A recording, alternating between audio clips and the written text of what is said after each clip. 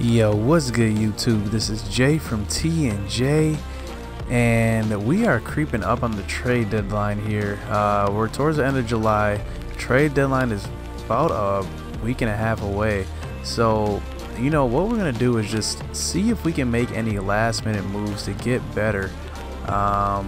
Maybe let's see what we can get if we put, let's just see what we can get for Jose Bautista. Let's just see what we can get for him as far as prospects go. So this guy's always offered to me, this Jomar Reyes. I'm looking for like a younger guy with beat potential though. Let's just see if I can find anybody. Ronald Herrera from the Yankees, a pitching prospect. He has C potential though. Let's see if I can find some more B potential guys. This guy's only 46 overall. I don't think it's gonna take him a while to develop. There's another 46 overall guy. I want to see if I can find somebody that maybe has a higher overall and a B potential that isn't too old. So this guy, he's 58 overall. It isn't bad. I want to help my AA team out. I want to just put some people in the farm system. Maybe I can get like a B prospect and a C, or a couple Bs in a C. BJ Sweeney. This might be an option here. The Pittsburgh Pirates. Actually, let's look at this. So this guy's hurt though. How can they make this deal when he's hurt? Let's see. Yeah, so BJ Sweeney is hurt. I don't know who this Brandon Waddell guy is. So I don't know how they can do that, but never mind with that. Let's just see. Let's advance it closer to this date here.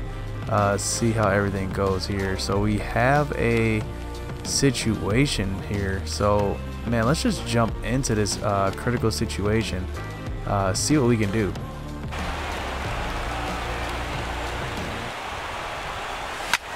A swing, and he pops him up on the infield, and the infield fly rule will be in effect here. Home run and 7 driven in. Now a flare out toward right center. In comes Orlando. He makes the running play. 2 down, and no tag at second. He'll head back there. You can catch it way out front and hook it down the line. You see a lot of swinging misses on those. Had him off balance a bit as this is skied into short left center, and nobody can get there in time. Base hit, and he's in at third base safely. So the go-ahead run is Marlins bullpen will swing into action as a lefty and a right-hander start to get loose. Well hit on a line, and that'll get down into left center field. In to score the runner from third, and the second run will score as well as they grab the lead here at 5-3. What a big. So now that I won that game, let's just advance through a few games. Looks like we play every single day. Let's just see how it goes when I'm advancing a couple days here. I'll fix that. Sure. Okay, so we have our first trade offer. Let's see what the Rockies are offering here. So they want Jet Bandy for Jordan Patterson. Which is funny because how can they get Jet Bandy when he's hurt? But they want to give me Jordan Patterson. I'm taking this all day. Let's see if I don't know if I can accept this. Can I accept it? He's on the DL. But look at this. I mean, he plays first base, left field, and center, and right. So, and his fielding stats are pretty good. Let's see if I can accept it. Accept this trade. Okay, so what just happened? So did that go through? Why are they calling up people? I'm confused. So that went through. So they can trade for a guy on the DL, but we can't trade a guy on the DL. That doesn't make any sense. That's pretty interesting. Okay, so that trade goes through. We get Jordan Patterson. There we go. We deal Jet Bandy, and we get Jordan Patterson. And what's funny about that is that we've been trying to deal Jet Bandy for a while. He's not hitting too well on the year, but we get a decent outfielder here. He's only hitting 203, and it's mainly because his hitting zones are there, but you never know. We can actually flip this guy because we did just trade for him and his hitting zones aren't there, but he could be a trade chip in a bigger trade here. So hold on, we might be cooking something up here. Now I can deal. Let's see if I can actually put in a trade here. So let's see if there's been any big moves here. Looks like Scooter Gennett got traded to the Yankees. Oh wow, looks like, yeah, he got traded to the Yankees. So let's just see here.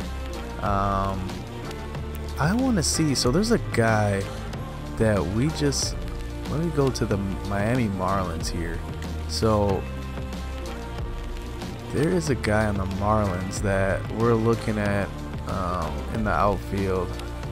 I don't see him. Oh, Paulo Orlando. So look at his hitting zones.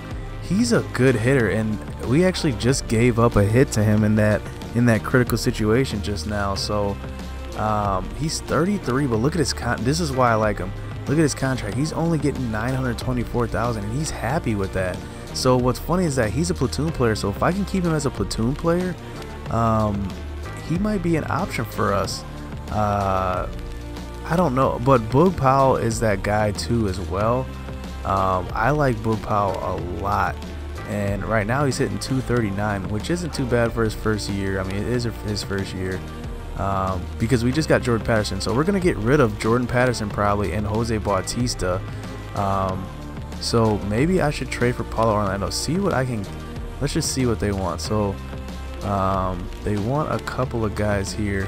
You know, let me see if they're interested in this trade though. Let's see. So they want Tyler Heineman. I remember they wanted him earlier because I remember seeing that, and because we have Sean Allen here. He's a 19-year-old. We just drafted him. Remember, he has that 82 arm strength as a catcher. But Tyler Heineman, he's not going to touch the major league level, mainly because he's older. He's 27. He's only 66 overall. And, I mean, look who's ahead of him. He's got Stuart Turner ahead of him, Tucker Barnhart ahead of him, Jacob Nottingham ahead of him. So we might be trying to upgrade here at catcher, but I like Barnhart for now. He is hitting 241 at the moment, but he has been hitting well for me as of late. So I like Barnhart as my starter right now. Stuart Turner kind of lost his spot. Look at his batting average, only hitting 171. So I like Barnhart right now. I'm not mad at this trade right here. Paulo Orlando, we're just trying to get a platoon player just so we can clear out and get some prospects for Jose Bautista and maybe Joc Pederson. I want to see if I can actually flip this into, if I can flip Joc Pederson into a trade for Joc Pederson. So let's just execute this trade. So that goes through. Okay, so let's advance here a couple days here. Let's see if we get any more trade offers. So we're at a 10-game hitting streak with Arcia. I don't care about that. So Miami beat us. Let's just see where the standings are right now. Cubs are a half game back, so let's just advance. Auto fix those lineups. See where they're at. They're still a half game back. So let's advance here to the San Fran series here. Oh, okay. So it's only 1 to 2 weeks, but Eric Thames is hurt. So, okay, another trade offer. Here we go. Let's look at what the Rangers are offering us this time.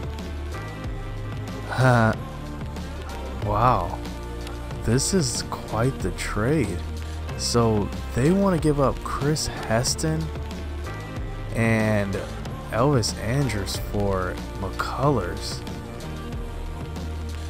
Wow.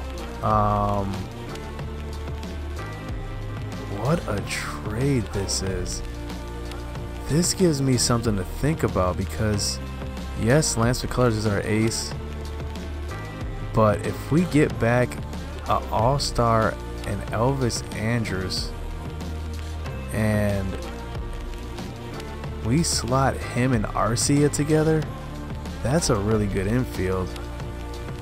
And he can also probably hit leadoff because he can steal some bases. I mean, look at his stealing. It's at 64, but he has decent speed. Base running aggressiveness is pretty good. it looks like they're trying to make a playoff push here. They're giving us Chris Heston. Wow. You know, I like Garrett Richards a whole lot better than Chris Heston, though. That's the thing. Let's just look at his stats here. So he has a whip of 1.27. He's 7-2 this year, which is pretty damn good. ERA's at a 4. I mean, he just must be. He has 20 games started, so I mean, his offense must be backing him up pretty well. Nah, I mean, see, look at his contract too. I mean, I can't do this. He's got, I mean, he's owed so much money. They're trying to dump this contract. I'm gonna say no, thank you to this.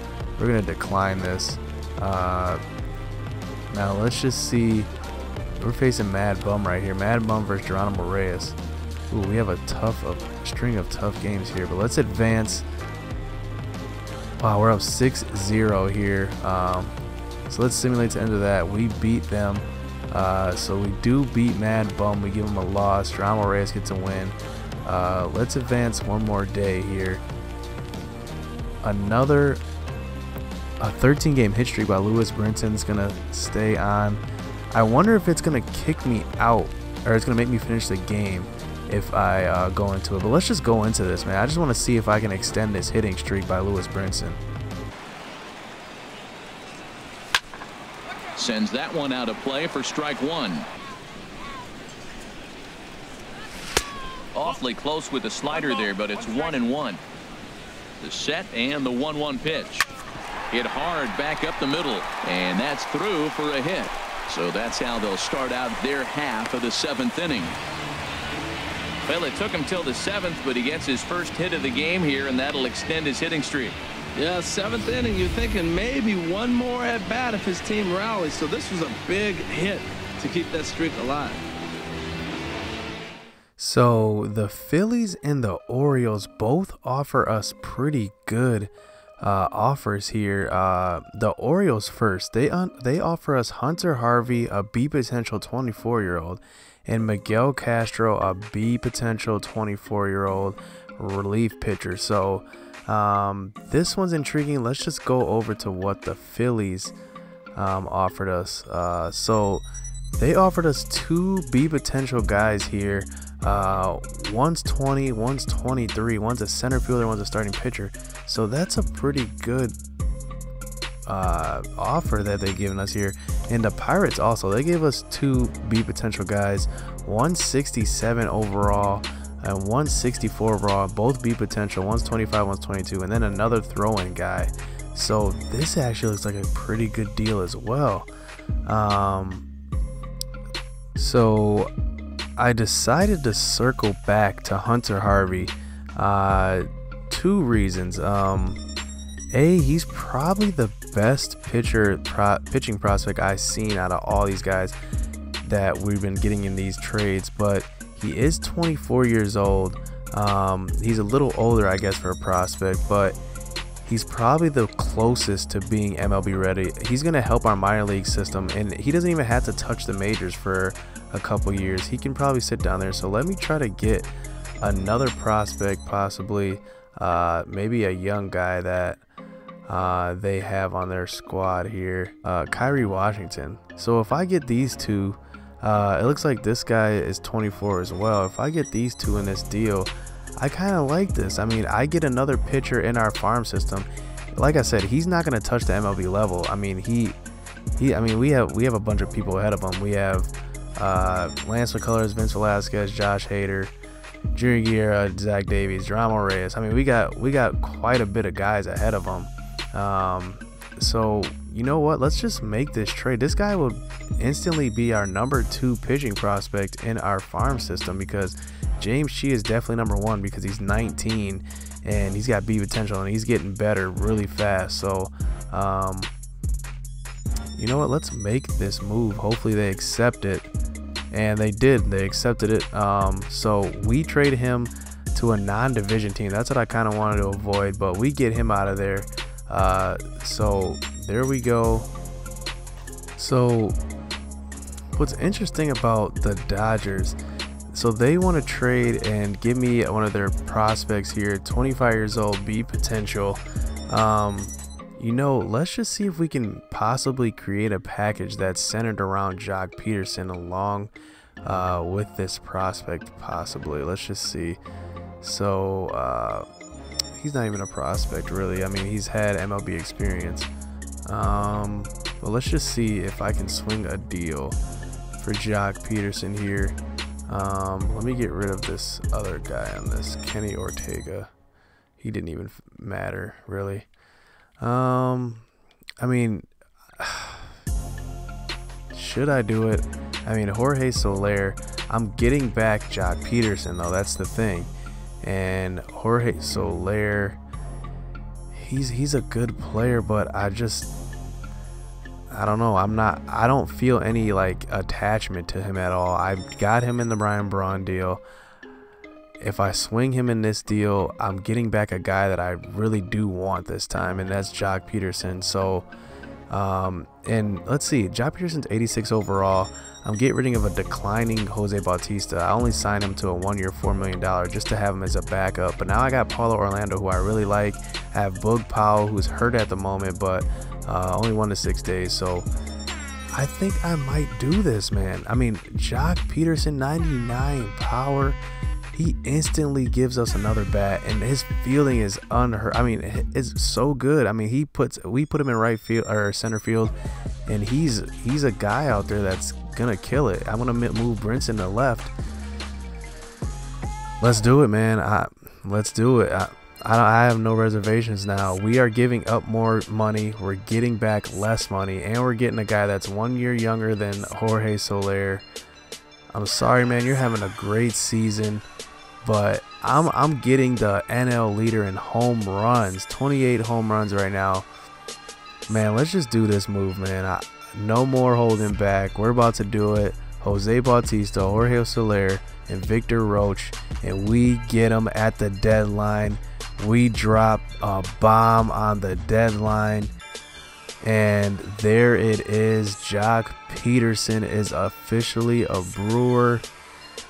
Let's just see what this lineup is going to look like. So let's just go to right-hander pitcher, right-hander, no DH. So Pederson's gonna be in center. He's gonna hit. I mean, this is a monster lineup right here. I have Hernan Perez leading off, then Travis Shaw, then Franklin Gutierrez, then Joc Pederson. Wait until Eric Thames comes back. That's going to be a whole lot of power. And Joc Pederson's got decent speed, 68. So for the 4-hitter, he's going to have some pretty good speed there. Lewis Brinson right behind him. Look at this power, man. I got some power guys coming up in the middle of my order. And even Travis Shaw. I mean, 2 through 6 is going to be nothing but power. Who is this supposed to be now? This is Paulo Orlando. So this is supposed to be actually Travis Shaw at first right now. Paulo Orlando is gonna be on the bench. It's actually Asan Diaz should be in there. I don't know why he's not. Let's just switch these two around. So Asan Diaz is gonna hit 6 for right now. Remember, he's got that little sneaky power. He's a little guy, 5'10". But he's got the power. So look at this lineup, man. Once Thames comes back, this lineup is going to be lethal. I'm excited to debut my post-deadline lineup for you guys. And, man, that's going to do it, man. I just can't wait to debut this lineup. Hit subscribe. Hit that like button. We'll be back for the next episode.